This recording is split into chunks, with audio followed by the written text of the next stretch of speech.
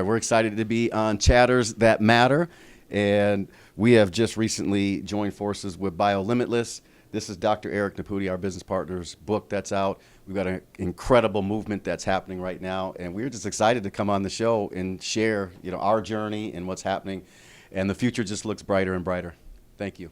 Hey, you know me. It's Dr. Cheryl Bryant, Bruce, MD, the celebrity doc, and we are here with Chatters That Matter.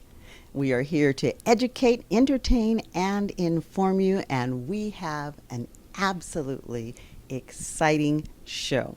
I am here today at Bio Limitless with none other than John Malott. Well, I love your introduction. And it rhymes and everything. I need a better introduction. I'm going to work on mine after that. But yes, thanks. I'm glad you're here. Thanks for being here with us. We're backstage at the Orleans Arena. We've got I think almost 2,000 people here, and it was exciting that you say, hey, let's sit down and chat. Yeah, well, we've been talking about doing this now for a period of months, and the fact that we're here in the same city, it made all the sense in the world to do this interview live and in person. So well, I'm glad that we're here. So what are we talking about today? Well, let's start out by talking about exactly what it is that you're doing. No, let's start out with a little bit of your backstory, because you have an interesting backstory that got you to this point. Yeah, it's a bit colorful. I won't bore you with all the details, but I really didn't have all the things society would say you're supposed to have to be successful. Right. I was really off track as a young person. My first felony arrest, I was 15 years old. Right. So I was on this wrong path and locked up as a teenager. And then when I was released, what we now know today as the crack epidemic hit the neighborhood pretty hard. Right. And at 17 years old, I had a heart attack from smoking cocaine, crack wow. cocaine. Yeah. I did not realize that. Yeah, and you look back now, and it actually turned out to be the blessing in my life. Well, it was definitely a huge event. You can't have an event like that and it not impact the rest of your life. It's true. I had two ways to look at that event. Either I could make the changes necessary, or I would stay on that path, it was very clear where that was leading. Right. And in a drug rehabilitation facility, a guy by the name of Dave, who was a counselor there, he was the first one to first off, he didn't talk at me, he talked to me. He heard you, he did. Listened, and he talked to you. Because everyone else was like, you're a loser, you're no good. And you kind of live up to expectations around you, and I'm a teenager. And Absolutely. But anyways, he kind of led me on this. He said, my way out of the neighborhood, my way out of this was entrepreneurship, which never crossed my mind, because I tried to be an entrepreneur selling drugs, and I got high on my own supply. It didn't work out at all. That program didn't work. I'm like, are you sure I could be an entrepreneur? But he planted that seed. Right. Later on, I wrote a book with Les Brown, the motivational speaker, called The Power of One, and Les used to say, once that seed is planted and the mind expands, it can never go back to its original dimensions. Absolutely. That's kind of what happened to me. Even though I didn't jump right into everything he said, the seed was there, and I couldn't get rid of it. And the growth was occurring. It was happening, and I started picking up. Well, he gave me my first personal development book called How to Win Friends and Influence People. Okay, I know that book well. It was the beginning, and it's amazing. I didn't even know that type of information existed. Because I was like, I hated school, so textbooks weren't exciting to me. But that book, I was like, wow, okay, this is interesting. Right. Well, it was talking to you. I mean, it was. It wasn't just kind of spouting routine facts. It was actually talking to you, and you needed it at the time. I needed it bad, and it really was a blessing, and that was really the beginning. And because of some circumstances, I was locked in that facility, which made a big difference, because I was kind of forced to go through this program. Now, that's always a debate, lockdown facilities. Yeah. People are like, well, if you force someone in and you lock them down, they're going to rebel against it. What is your take on that? Because obviously it worked. For me, it worked. My little brother later on went through something similar. And it's interesting how two people from the same house, same family, got two different outcomes from the same thing. Right. He's 2 years younger than me, and he just can't. He just has never got it together, and kind of refuses to. But for me, I needed that. Yes. If it would have been voluntary, I wouldn't. You would have walked out. I would have walked out. I had better things to do. Yeah. Yeah. Yeah. No, but for me, it was needed. And towards the end, I had to go through a whole detox thing, which was painful. But after I got through that, and the mind was clear. Yes. Like I didn't have that kind of clarity in a long time. Right. And I'm like, okay, I want to be better. Right. I want to do better. People talk about, when you talk about health, people say, oh, well, I feel fine. I feel good. You thought at that time that you were fine. Yeah.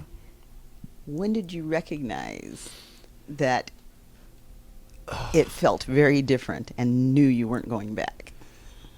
Well, we would do these things where my family would come and we would have these deep conversations that you really don't, when you're a drug addict, these are not conversations you want to have. Right. But in that environment, again, it was kind of forced. Right. And I got to really experience their pain.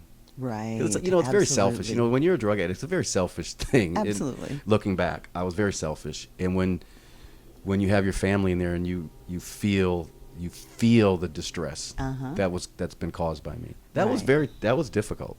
And I remember leaving one of those sessions like, okay, I'm a drug addict, loser, all these adjectives they use. Right. But I was determined. I didn't want to be that guy. And it happened to me twice because later on I kind of lost my way and when I was an adult and found myself sitting on the bullpen floor in the Milwaukee County Jail. Right.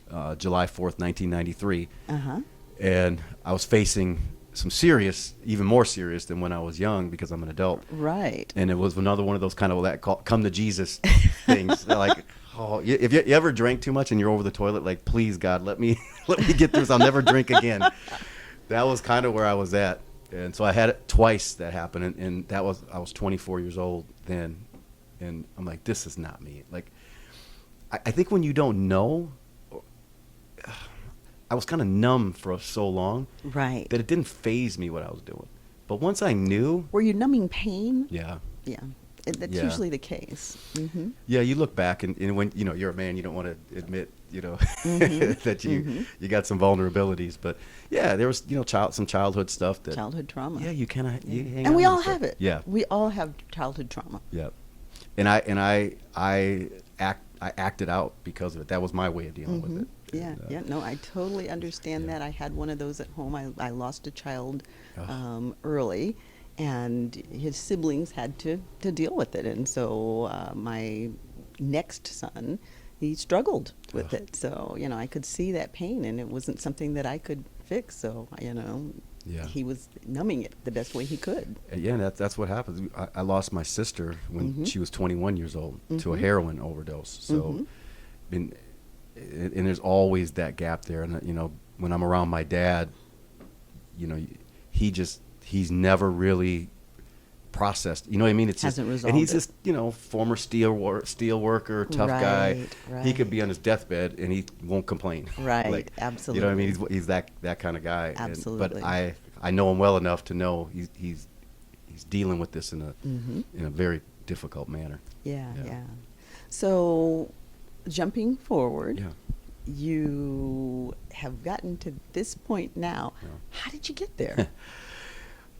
Well, again, if we go back, the process, looking like being here now. Yeah. Like if you would have told me this was going to be the road to here, right? To about to walk on a stage in front of 2,000 people, and I've been on stages with 30,000 plus, telling my story. Like, there's no way. Your younger self would have thought you were silly. That is definitely not me. That's for other people.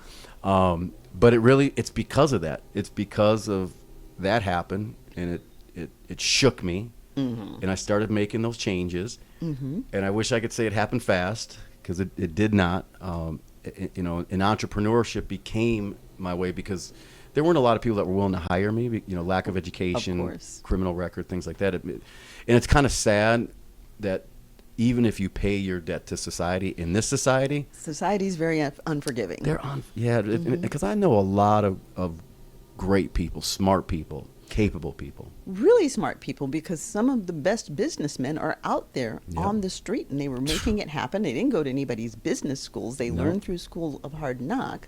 Yep. And they're making something out of nothing and building empires out of it. Really a lot are. of them, you know. Really are. And dealing with the resources that they have available. And Absolutely. and we slam doors in their faces. Right. We shut them out. Mhm. And it's too bad. I mean, but you know, that's one thing. It kind of became my mission to teach entrepreneurship. So that's why we Right. started.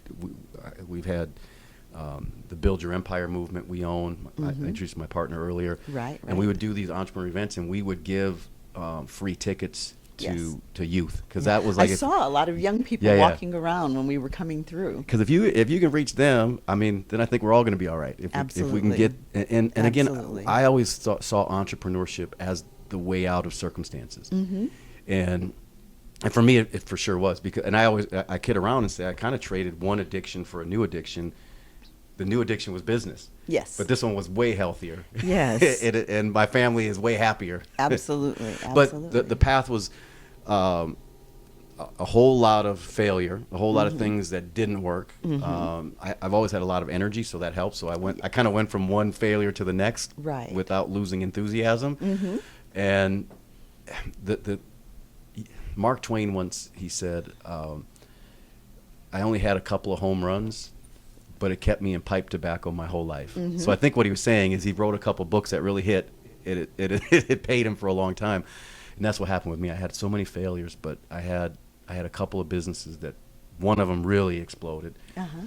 and that allowed me to make more mistakes because Right. did other things, and then it led to me meeting Najlah, my wife, Right. 8 years ago. And she had this entrepreneur spirit as well. And I said, be careful what Yes. you say to me. Yes. So we launched a healthcare company, a health and Right. wellness company, and then I connected And with. we see you Yeah, online and we're with everywhere. it. You have the workout wear, and I see you doing the videos where you're working out together, Yes. and that is absolutely fun. And it is fun. So Uh-huh. because I've been doing it for so long, now I'm like, if it ain't fun, it ain't me. I Right, feel like I'm at a absolutely. stage now where I want to enjoy life, and we kind of work the business around our family. Uh-huh. We're in the early stages. It was business and then family. Mm-hmm. It was kind of like my dad as a steel worker. My dad Right. had to go to work. He was Right. putting overtime, and we got thrown in where he could. Right. And I understood that. I mean, he was Right. trying to make a better way. Right. But and now that is part of business. It is part of you, it. You have to pay the dues in business, and Have to. People are confused about what business owners go through. People complain about punching their 9 to 5, and I want to be a business owner so that I don't have to punch a 9 to 5. Oh no, you're not going to punch a 9 to 5. You're going to punch a 24-hour a day. Yes. Yeah. Yeah. You could pick which 24 hours a day, but yeah, you're putting in 24 hours, and that for me, I just fell in love with that. The idea that I did have all day. Because I love what I was doing. You know what I mean? It didn't Right. seem like work. Right. When I was a janitor working for General Electric, I hated every minute. Right. You know what I mean? Absolutely. I didn't have a choice, though. I went in there and I took out another man's trash, and there wasn't a lot of respect around that whole position. Yeah. But this, and it is hard work, and I think the challenge sometimes with social media is young people get the impression that business owners are on vacation 24/7. All the time. And my Yes. wife and I, we play our highlight reel. Right. And we're on vacation a lot, but a lot of people aren't seeing the 20 years leading Of- up to this. Yes, of Yeah. work that got you there. And Yeah. then, the other part of it is it's social media. It's social media. Nobody's really interested in watching the behind the scenes trench work. Yeah. They want to see the fabulous and the fly, Yeah. and they don't make the connect in between. Yeah. That you don't just jump into I'm an entrepreneur and now I'm fabulous and fly. Yeah, no. Well, and that's like at this conference, they're seeing and hearing from, right now we've got a doctor up on stage. Right. And he's going through, like, this has been the process. Like, he got Yes. sued by the government. Yes. I mean, all these things that he had to go through to get to this point. Yeah, for those of us who walk on the fringes, it is not easy. No, it is not. I stay shut down on social media. Yeah. Well, for me, I say it hasn't been easy, but it's been worth it. Absolutely. Because if you can get your stride and get to a certain point, there is something, like, we all want freedom. Right. And when, like, for me, it was the ability to sleep until I'm done sleeping. Right. That was a big deal to me at one point, and then getting up with my kids, Right. you know, and watching cartoons and eating breakfast with them, and I always say my kids would never have as much fun as I had when I was a kid because I'm home. Right. They can't get away with anything. Yeah, they can't get away with My parents were anything never. My at mom left all. when I was really young, and my dad was always working, so it was kind of a free for all Right. as kids, which led to some of the challenges we just spoke about. And just butt wild until Dad gets home. Until he gets home. My dad didn't play, so we changed our attitudes real quick when he walked in the door. Absolutely, absolutely. But that now I have 4 daughters, and they're gorgeous. thank you. They are absolutely Thank gorgeous. you. Oh, it's just. I knew for sure I was having a boy every single time. I said I don't need So to you know kept test. going for that boy. And that's why one of them, Jessica, her middle name is James, Jesse James. Okay. And then Cody, my last daughter, it's Codi, but Cody could have went either way. I'm like, Cody's going to be a boy. Anyways, but it turned out God knew what he was doing because these girls have been, they're always looking out for me. It's a different deal. And, Yes. and it really, Yes. it gets me emotional because my kids turned out so great. They did. They're Yeah. beautiful kids. What is a tip that you would give people who are out there raising children to raise healthy, emotionally, mentally healthy children?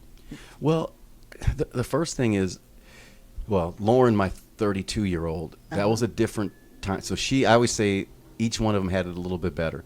Lauren had it the toughest. Each one of them had a different parent. Yeah, they did. Yeah. And I like the way you said that. I never thought about that because they really did. They each one, they had a different parent. Because I was in my growth. When Lauren was born, I was still, I was arrested in front of her and locked up. She was 2 years old when that whole thing happened. And I wasn't available to her Right. in those early years. Right. Now we're like best buddies now, but there was even when she could talk, she was running to mom, not to me. Right. But then later on, as I'm, becoming a man and getting my stuff together, things really changed. And then Carissa shows up, who's my now 30-year-old.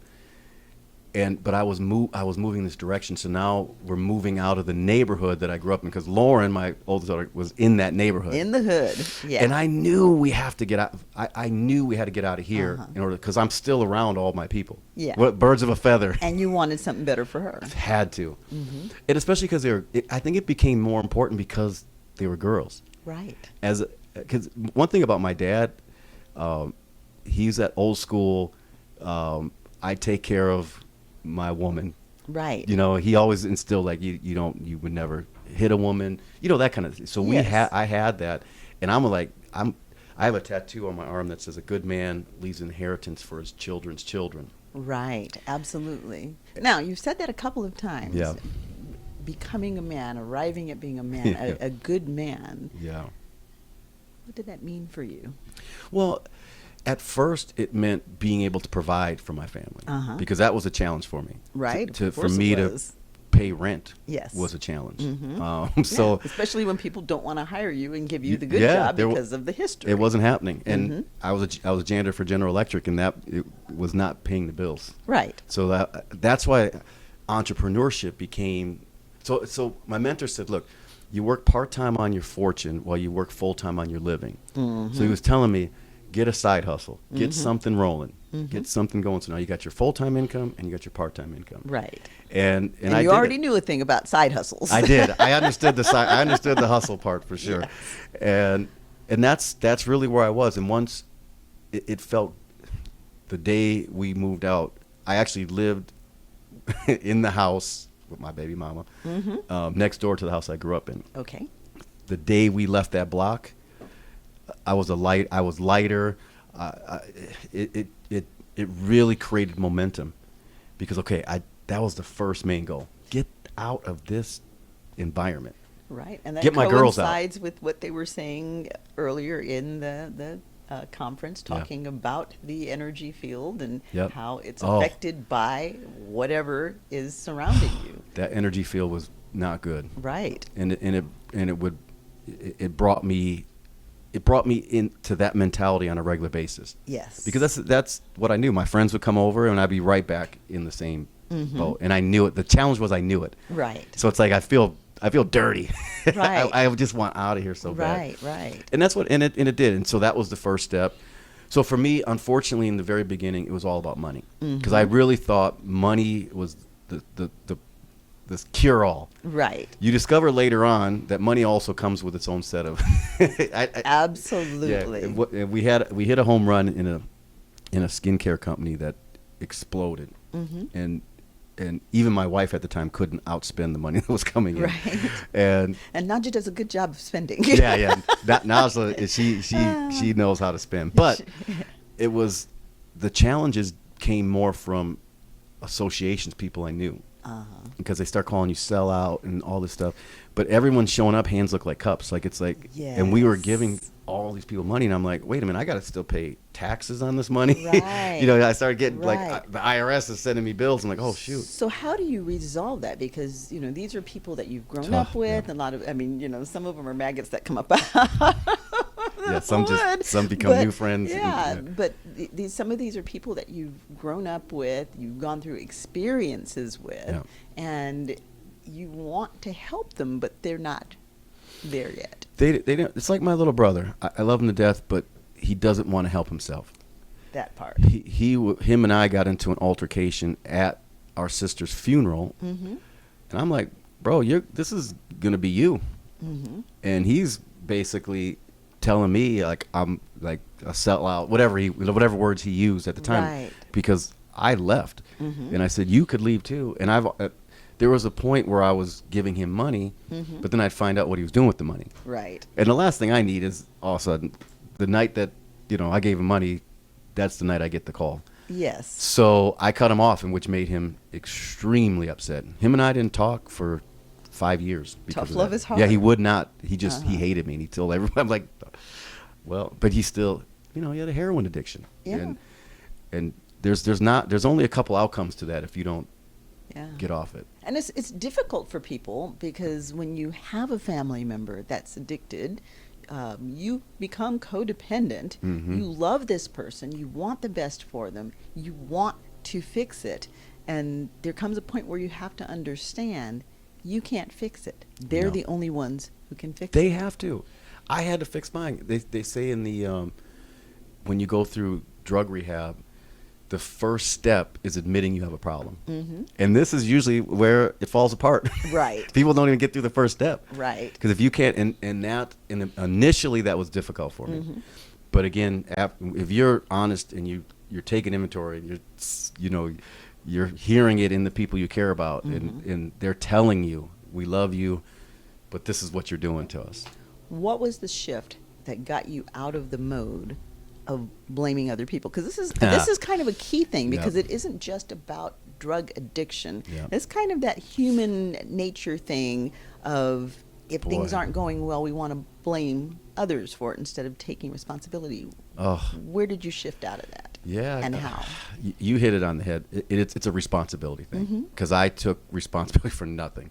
I dropped out of high school not because of me, but because of teachers. Right. Or of course. I was a criminal. It was the police's fault. Yes. It's easy to hate the police when you're committing crimes. Right. My dad said, "Well, that's why you don't like the police, because you're committing crimes." I'm like, "Oh, that makes sense." It's amazing. I didn't have as many issues when I stopped committing crimes. Funny how that works. My drug issues were, of course, I could blame my mom left, all the stuff that was easy to do.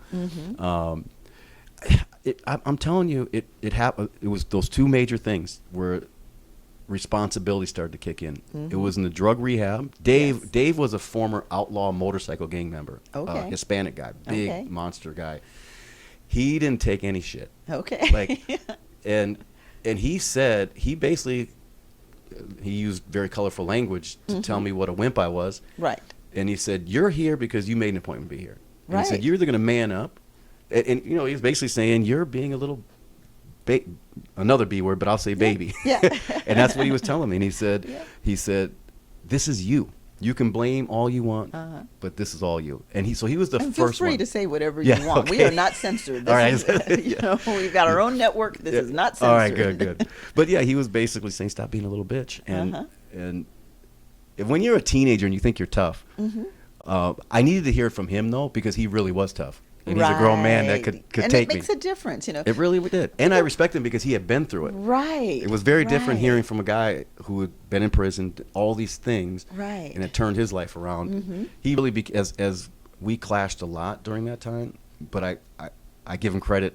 Now we're, 30 years plus out, and I'm constantly giving him credit because he was the beginning. And then it was sitting on the bullpen floor in Milwaukee County Jail, and it was packed, and I'm facing some, serious criminal charge. And if you know how the court system works, it was the holiday. It was 4 days sitting there, miserable.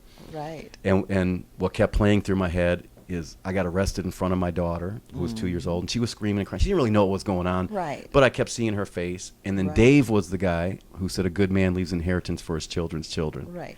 Those Are two you things. still in contact with Dave? No. Oh. Because, we lost contact forever, Right. and then that hospital in Milwaukee disappeared. Right. And I've tried to see if we could. I probably could have did more, but yeah, I need to reach out to him at some point and see if I can. But we did at one point try, but the hospital disappeared. And, Right. it was difficult finding anybody from then because it's such a secret thing because of there's people going Right, through the drug rehabilitation. confidentiality Yeah. and So it everything, was yes. very challenging at that time, and I didn't have a lot of the resources. But those really were the two big ones. And then it's the starting of the process, which really sucks. Right. Because it was like a puzzle. I could see the finished picture, but I had to take one piece at a time, and that was painful. And you said you could see the finished picture. There are a lot of young Yeah. people spinning out there that don't know what they want to do.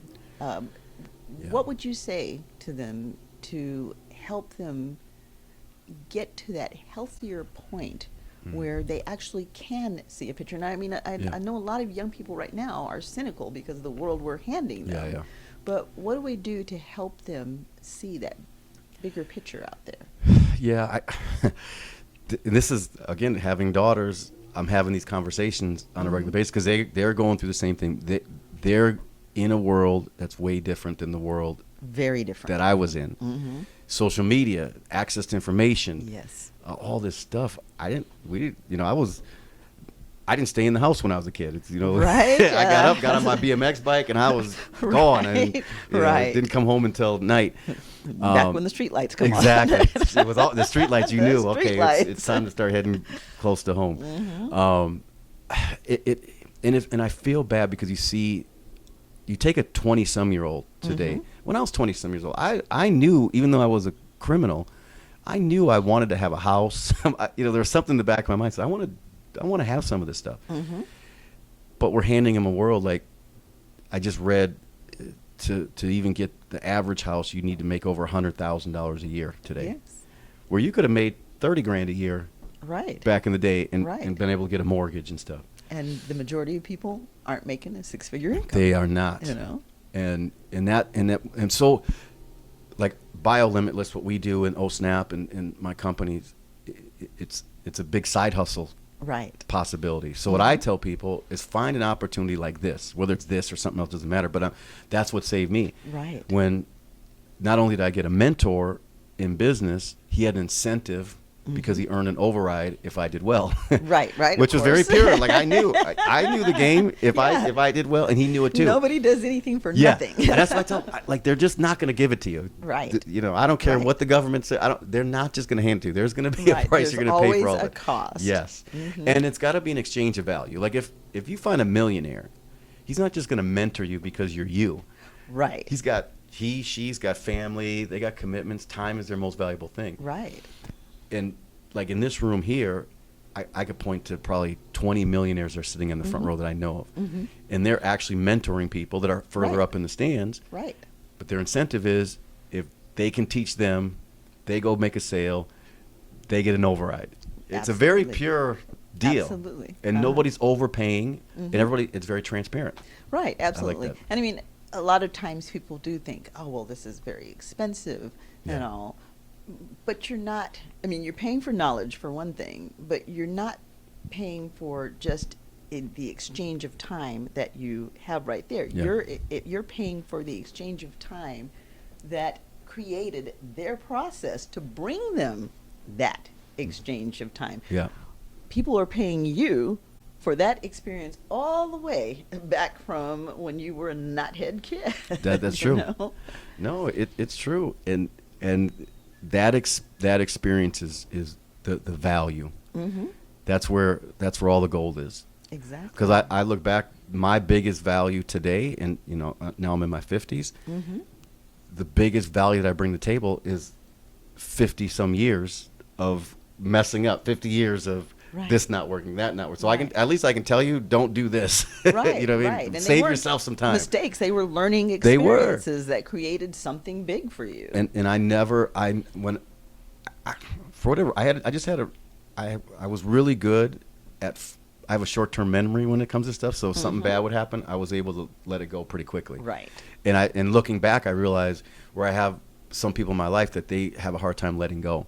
Yes. Yes. And there's something. Again, I'm not trying to make it a religious talk, but it says this too shall pass. Right. So I got really good at saying every time something bad happened, this too shall pass. But then I also tell young people now, when things are going good, this too shall pass. Right. It right. works both ways. Right. And what you're addressing there is a spirituality, and it's really important for people to connect to that spirituality in order to really achieve that kind of quantum growth. I believe that. And I believe, it's people with faith tend to build, and the opposite would be fear, I guess, and Exactly. they tend to not, Exactly. or get stuck. Exactly. And I always believe that you're going to get more of, like we talk about the energy. You got doctors Absolutely. up here that have real science around this stuff, and part of our health challenge is coming from our thinking. 99% of our health challenge I'd be comes worried from our about thinking. stuff that is not. What am I worried about this stuff for? It's probably not going to happen. Exactly. And then you're stressing yourself out and creating cortisol and all Right, kinds of stuff right. that's going to mess you up later on. Absolutely. So I'm really big on telling people to kind of lighten up. Like, I joke around a lot. I think we take too much serious. I think like enjoy life a little bit, have some fun. I mean, we got a short time here, even if we live to be 100. Okay. And so I'm trying to have a good time while I'm here. Absolutely. And if we're always stressed and worried, and I know it's easier to say, like I always say, well, when someone has money, it's easy to say money's not the most important thing. Right. But when you don't have money becomes the most important thing. Because I Right. remember stressed about bills and car payments and taking care of kids, and Right. money consumed me every minute of my day when I didn't have it. Right. Now, I do a talk called Success Without Stress, and Yeah. I've written on that. One of the things that I emphasize to people is that, people are always saying, if I get more money, then everything will be all right. And they don't understand that money and success bring their own type of stress. How do you deal with the stresses of success? Well, I got really good at saying no over the years, because and that's a hard one. it's very hard. Well, what started happening is the same people kept coming, Right. and I realized I wasn't doing them any favors. Right. So then it became about, look, I've helped so many strangers. I've helped strangers make millions of dollars, but I have family members and people that are close to me that when I introduce them to the same opportunities, they shun them. They have no Right. interest in it. And I started realizing, so it really became now, like, what do they say? You can give someone a fish, But yeah. teach them to fish. Teach them to fish. So that's why I said, look, if I keep giving you money, you're going to be in the hole again. You're coming back in 2 months. In a hot minute. Yeah. and it doesn't make any sense. Neither one of us are growing from this. Right. And so I got good at saying no, but behind the no was like, but I have something for you. And if you're willing to do the work, I'm willing to put in some time to help you so you never need to beg again. Right. So that's really what it's turned into. And it took maturity on my part. There was a point when I had money, it's like going to the club and popping bottles. It's a big waste of money, Yes. but it makes you feel good. Yes. Because I had that stage, I Makes you still feel like the big man on yeah, campus. Yeah, everyone's looking at you. I'm throwing money around. Right. There's no real value to it. It's an ego thing. And I look back, and a lot of the stuff I did with money, it It's weird now that I'm saying it. It satisfied my ego. Exactly. You know what I mean? Exactly. And I wasn't helping people, even my And kids. if you take it even further back to Mhm. a lot of the things that you did as a kid, those were also satisfying They your were, ego. they You were. know? Yeah, why are we so weird? Why are people so weird? Yeah, it's always been like that. And I had a mentor, Paul J. Meyer, billionaire, God rest his soul. He wrote a bunch of books on it. And I inherited it. Anyway, tons of stuff. Incredible man. Success Motivation Institute. Right. But Paul J. Meyer, at the end of his life, he was giving 100% of every dollar he made. But he still worked. In his 80s, he was working like crazy. He was one of my early mentors, and we would go to his ranch in Texas, to his house in the Cayman Islands. And he used to tell the story about, for him, giving became a very selfish thing. Right. So he said he got up and went to work every single day so he could make more money to give it away. Right. And I found that very interesting Right. in the early, because I was like, I wanted money because I wanted the stuff he had, all the big houses and stuff. But Right. but towards the end of his life, he was creatively giving away massive amounts of money to Yes. charity organizations, stuff that was. But he also would say he wasn't giving it to family and friends. Right. So, but he was right. giving it to organizations that he vetted and felt we're going to do great We're gonna things do great and pay it works. forward, and it would Right. last. Right. Absolutely. In the beginning, for me, it was all just. I was actually rich, but going broke, giving Right. money to family and friends. Happens all the time. It happens all the time. I had a mentor say, "Well, let me let you in on a little secret. When you need it, they're not coming to reciprocate." Exactly. I mean, there's a song about it. Them that's got shall get. Yes. Money. You got lots of friends knocking at the door. But when it comes to spending ends, baby, they don't come anymore. That is. So, yeah, as long as you've got the money and you're throwing it around, everybody wants to be Yeah. around you. yeah. Yep. But- Everybody wants to be popping bottles at the club, but when the Right. bill comes, but when the they bill scatter. comes and things get tough, not only Yeah. do they scatter, but they start throwing rocks. Oh. And even Yeah. even as you go up, the success is there. I see it on your social media. Yeah. People want to throw rocks. Now They you really have do. this absolutely spectacularly beautiful wife. Yeah, she's the best. And I mean, it's a difficult one because you've got a lot of fodder for them to pick at you. There's an Yeah. age difference. Age and difference. then, it's an interracial Yep. marriage. They do have a lot to pick at. And they have a lot to say. They do have a lot to say. They have a lot to say, but you Yeah. all have an absolutely wonderful marriage. Yeah, it's the best sure time it of my has, life. All the Of issues course. that any other Yeah. does, but you Yeah. have an absolutely wonderful marriage. Let's Yeah. talk about that. How did you meet, beautiful lady? Well, I have two stories. Okay. One is the truth. Okay. So for my Christian friends, I tell them I met her at the library. She dropped her books, and of course I helped her pick them up, and we made eye contact. That's the lie. Yeah, right. It was 2016. Uh-huh.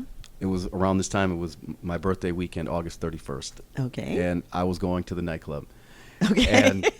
And she was the nightclub I was going. They were bringing me to my table, and we crossed. She was leaving the nightclub, and I was going in. Uh-huh. And I didn't see anybody but her. What And she was what with 9 caught of your her friends. attention? What's that? What caught your attention? Well, first off, she's gorgeous. Uh-huh. And she is. She is And- absolutely stunningly gorgeous. And when she walks in the room, there is this energy about her, and it was there. And we know all about the energy Yeah, now. Mm-hmm. and she was incredibly beautiful for sure. And I stopped her and I said, hold on, Mm-hmm. you need to come back in. And she had like 8 or 9 of her friends, and she was like, no, we're done. And I finally convinced them all to come back in. Right. And that was the beginning. Like we have been inseparable since August 31st, 2016. Wow. We've only not been, in the very beginning, she lived down the street from me. Uh-huh. It wasn't long before I was moving her in. Okay. And it just clicked. So was it love at first sight? For me, it was. Uh-huh. Not for her so much, I don't think. Okay. Hopefully Later- she'll get here so we can hear her story. I know. They have her doing some stuff in the auditorium, so Yes. the timing is just a little bit off. But Uh-huh. it was later on that she got it. Okay. Her father, Muslim Uh-huh. father, mom from the islands. Uh-huh. So very traditional, very Right. like. And here I am, 46-year-old white guy. Uh-huh. Uh-huh. So it was a little bit different. With Yeah. a butt wild background. With a buck wild background. Well, that's the thing. People think that she's the one. Like it's me. Yes. She's the one who wants to be home. Uh-huh. She's a homebody, Yes. and I'm not. Like I get antsy real quick. I'm like, Yes. we gotta go. I gotta go Uh-huh. out. I gotta go here. I gotta go Uh-huh. there. And she's trying to stay home. So she has this level of maturity Mm-hmm. that is way beyond her years. Yes. And I have a level of immaturity that's way beyond my years. And somehow I feel like we kind of met in the middle. And but it's just been great. Like Uh-huh. she in so many areas. Like I'm not organized. She is. Right. I can go on. Like there's so many areas where she's got it nailed down and I don't. So it's the yin and yang It thing really that is. works for you all. It really is. And I've made so many mistakes in relationships. Uh-huh. And at first I would use those as the excuses why relationships would never work for me. Right. But then later on, it was a friend of mine who says, well, those are the things Right. that should ensure the next one works. Right. Those are your training Yeah, grounds. it's like, all right, well, don't do that anymore. Uh-huh, uh-huh. And I really put a lot of that into play in this relationship. And I can't talk enough. I talk about her all the time. Right, because it's such a big part of our life. She's such a big part of it. And my kids love her. It's funny, and my dad would be, how do I put it? Not racist, but had an ignorance. Right. You know what I mean? And sometimes that would come across as racist. Right. He said he was ignorant because he lived in a neighborhood that became predominantly black. Mm-hmm. And the way he saw it, he would say the neighborhood went to shit. Mm-hmm. But he was in the hood. Right, and it just right. became more hood. Yeah. And he had issues because he was at one point he was one of the few white kids in the neighborhood. So there were altercations. But here's why I bring this up. My dad is crazy about Najlah. Mm-hmm. Talks to her mom. He's calling the family. And More than you it's are. The weirdest thing.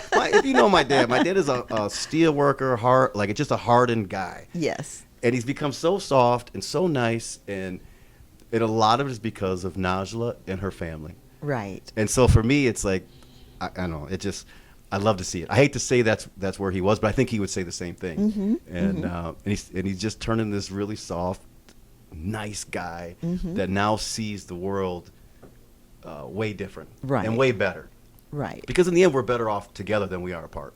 Right. And someone told me at one point in time that is the definition of love in a working relationship, when each of you is better together Yeah. than you are individually. Yeah. Well, this relationship makes me want to be a better man. Mm-hmm. You know what I mean? It's like, and I hate to keep bringing up money, but sometimes money can give you a set of arrogance, a little bit of Right. air, and having a great relationship with someone who will tell you you're being an arrogant jerk. And she will. Yeah, I've seen she her will. do it. Bring it down, and I want to know that, and so I have seen her shut you Oh, yeah, down. yeah. We'll do Zooms. Oh, and yeah. sometimes either she'll step in because she's more of an introvert than I am. Yes. But she'll let me talk until she realizes I'm going too far. And Right, then right. she'll hit my leg, or Right, right. once she steps in, I'm like, okay, I need Right. to Now, the one that was really cute recently was the one where, what is it? I want this. Yeah, or, give me my money. money. Yeah, I just saw they did the same thing to Mike Tyson. Yes, Like, I saw that. Yeah, I saw that. I'm like, you guys are bold They messing got with you Mike. good. They got me you really good. I'm good. like, what? This is anyway. So yeah, these TikTok trends. Yeah. Now she's got me in another one.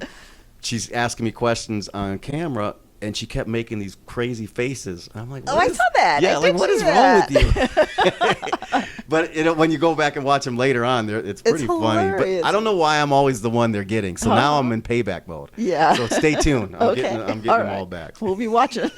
Yeah, but it's all, and that's the stuff too. Like I became pretty big on social media because of her, and from a business standpoint, it makes a lot of sense because there's there's a billion people on Instagram. Right. You mean Absolutely. I can?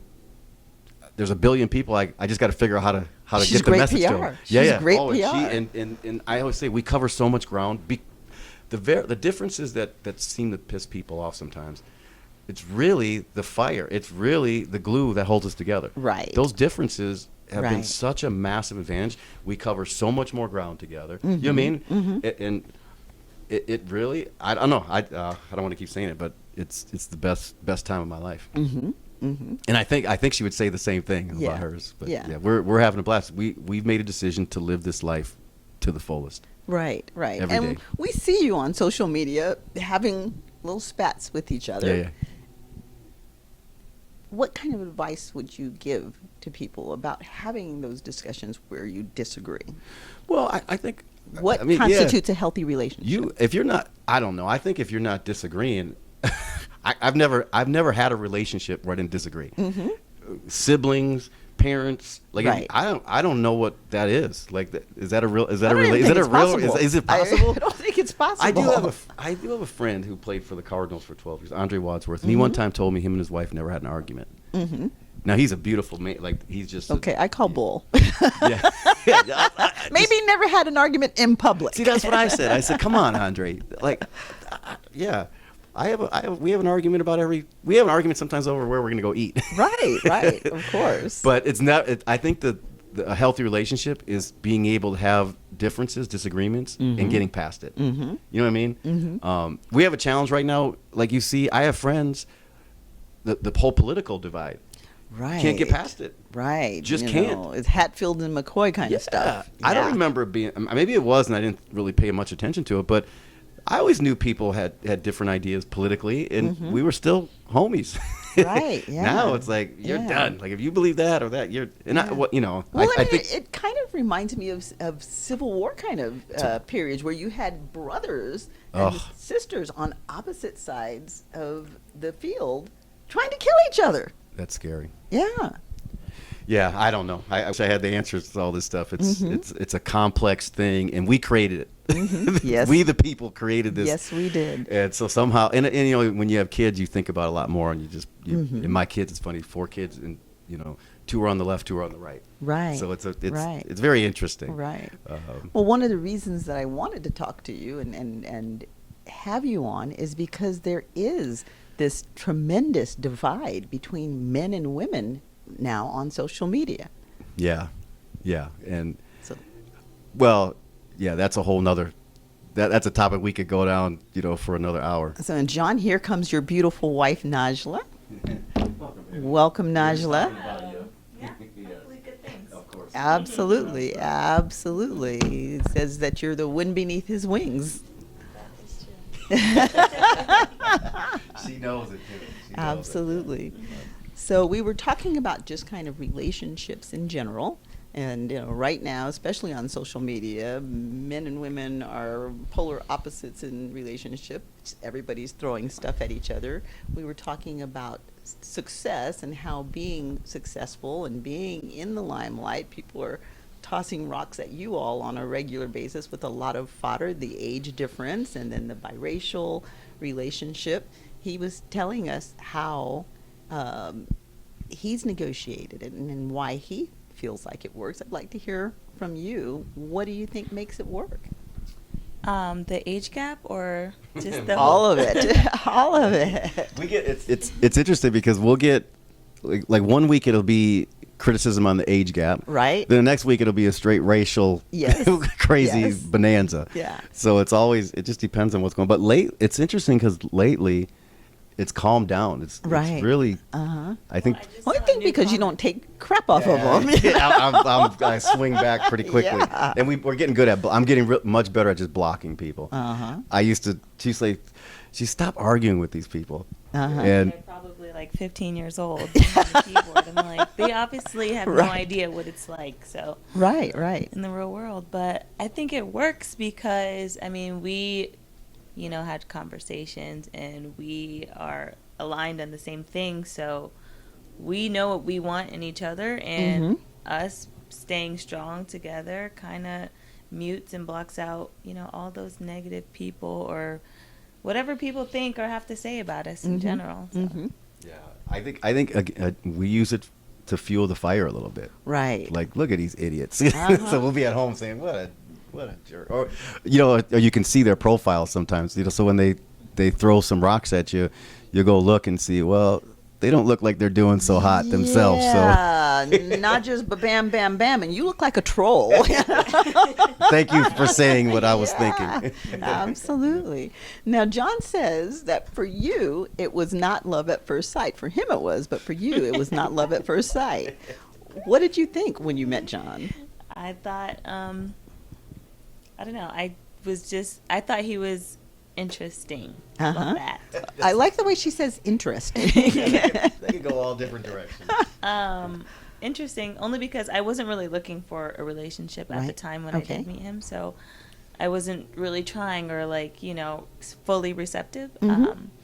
But as I got to know him and his dance moves and his charisma and his good looks, it became easier and easier. Like, John's a really good person. He has a really good heart. So it was just easy for me to just let my guard down and be like, I know I wasn't looking, but maybe this is something that I want. I can be persuasive. Right. And those dance moves, I'm glad you said the dance moves. My John Travolta lessons were paid off. That's funny. Now, John came from a very different background than you did. How did you embrace that? I mean, many people have colorful pasts, so honestly, it didn't bother me at all, like what he's been through.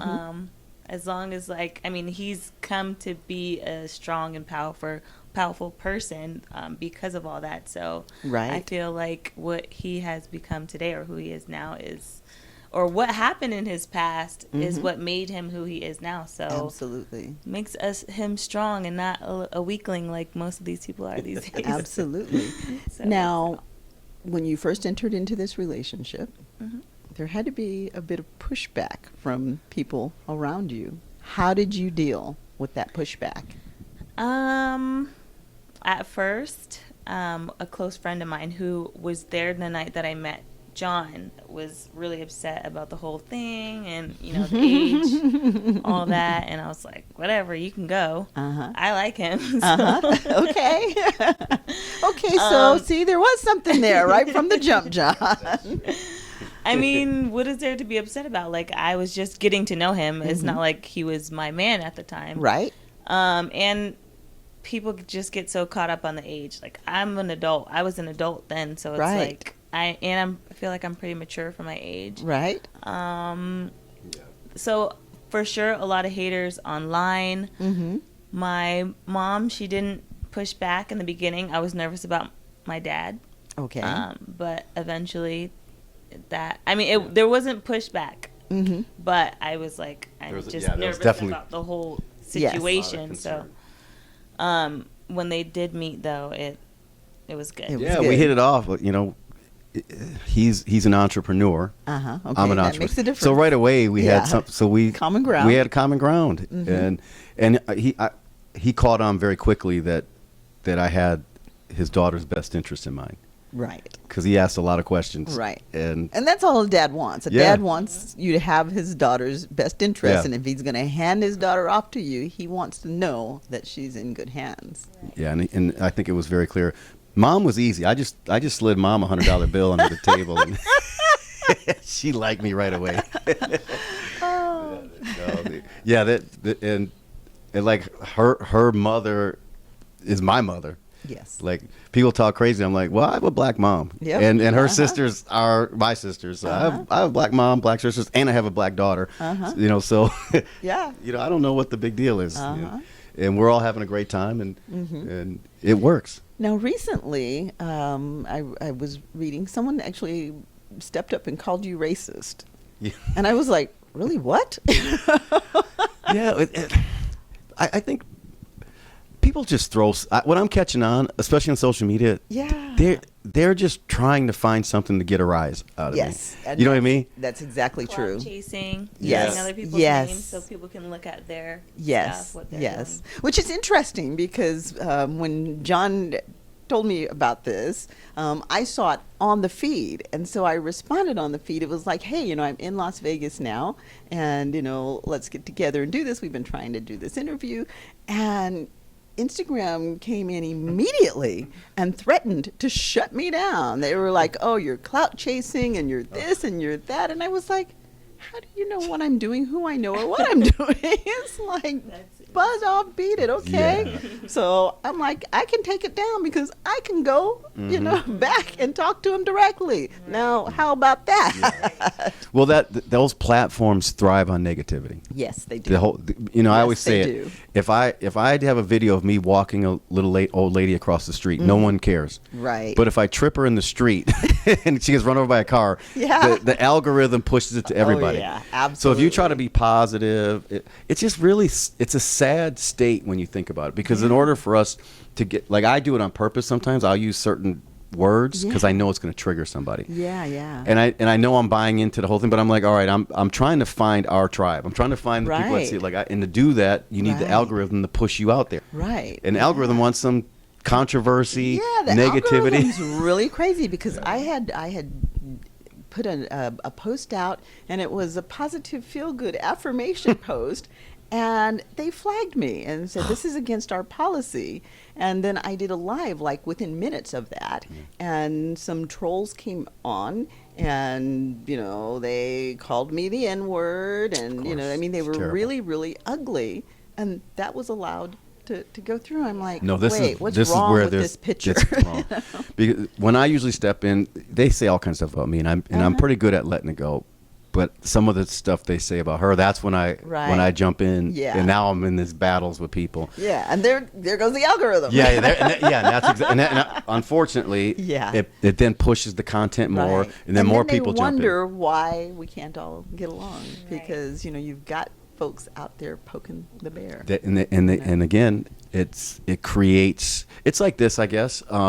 You ever driven on the freeway and there's an accident on the other side, Right, and this all the traffic on your side. Yeah, why is our because side stopped? Everybody's got to look Because they can't. We just love a train wreck. Right. Or if we Right, don't and see can't one, look away. yeah, we're gonna create Can't one. Look away. Right. Yeah, I always say humans. I mean, we're just different, weird. Yeah. Well, this has been wonderful having the opportunity to actually chat with the both of you. If you can, it's a health and wellness kind of show. Yeah. If you can each throw one thing out there, one piece of positivity to help people step to a higher plane when it comes to relationships, what would that be? You want to start, or you want me to start? Yeah. First off, I had to get this through my head that it's a little saying that I say a lot now. You don't have to be great to start, but you have to start to be great. Right. And I used to think that you already had to be born in the house with the Rolls Royce in the garage, or you already had to have a certain pedigree or something, or you had to be super smart. Something had to be there. And I always felt like I didn't have that stuff. Right. But later on, because of like some spiritual coaches mentors that came in my life, Right. they're like, do you think that God would make you less than? Right. You know what I mean? Right. Or on the other side, more than. Like, Right. you just got to figure out how to use what you've got. Exactly. And I think a lot of us get I think I had to learn to not believe my own thinking. Right. That was get out of your own head. get out of my own way. And it was with relationships, Mm-hmm. it was with business, all these different things. And once I got out of my own head and step forward, like I got to do something towards whatever that. If I want a better marriage, I'm gonna have to take that. I can't tell her, you do it. It's got to be, Yes. or I got to take the first step. Right. And the same thing with health and wellness, where we really clicked was we got on the same page. Like, we got to stay active, Right. and we got to try to eat better in a country that feeds us a lot of Garbage. garbage. Garbage. Yeah. Garbage. You want to add anything? Yeah, I thought it was about relationships. Well, He kind of stepped off to the left a little bit. Maybe go into your relationships She does. with intention, because some people just do go into relationships just because, oh, I'm here, or I'll just try. No, like, if this is what you want to do don't waste each other's time. Go into it with intention. Communicate, because you need to be on the same page, especially if you want your relationship to work out long term. Yeah. So I hear you saying commitment and Yeah. communication Yeah, are key. commit and communicate, for sure. We do a lot of that. Mm-hmm. Yeah. Well, it's been absolutely fabulous having you with us, and again, you're just such an interesting story, and you've had such an interesting journey to land at such an interesting place.